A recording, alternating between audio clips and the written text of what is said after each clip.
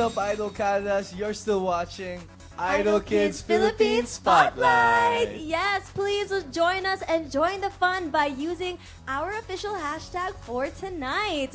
I am Shania Gomez. And I am Emilio Diaz. At kasama natin ang isa pang golden ticket holder natin na si Kiel! Congratulations, brother! Congratulations Salamat. dahil Oo. 4 judges, 4 yeses. Diba? 4 yeses. Grabe, perfect score. Kaya ano naman ang naramdaman mo habang nag-perform ka doon at golden ticket holder ka na? Na-realize ko po, parang mahal ako pa naman po na sobra po, more than I imagined po. Wow, Which ang is ganda of naman nun. course, diba? Nagka-golden ticket holder ka lang tapos na-realize mo yung pagmamahal ng pamilya mo. Ang ganda naman nun. Paano niya na-discover yung talent mo? Ako po nung baby ako po, nung mga 3, nakasandal ako po noon. Kumakanta ako po. Na 3 years old? Kumakanta ka na? Opo. Totoo ba yan, Ang Mami? galing mo naman.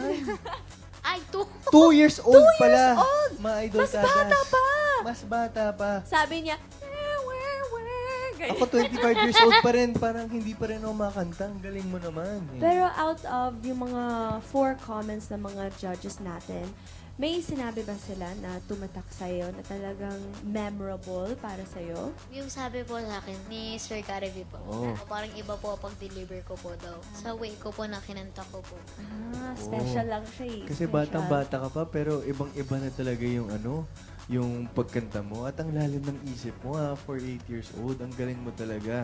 Kaya ngayon, anong gagawin mo para mag-celebrate? Kasi ngayon, golden ticket holder ka na.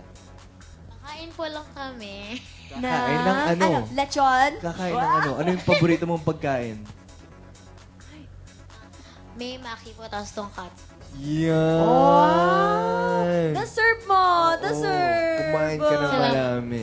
Ngayon, Of course. puposing muna kami.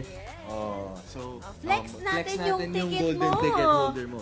So, gawan tayo ng bagong pose. Akin na Anong yung pose mic gusto mo. It- Para hindi ka mahirapan. Okay. 3, 2, 1, happy lang tayo. 3, 2, 1. Mysterious. Serious? 3, 2, 1. Thank Thank you again, Kel.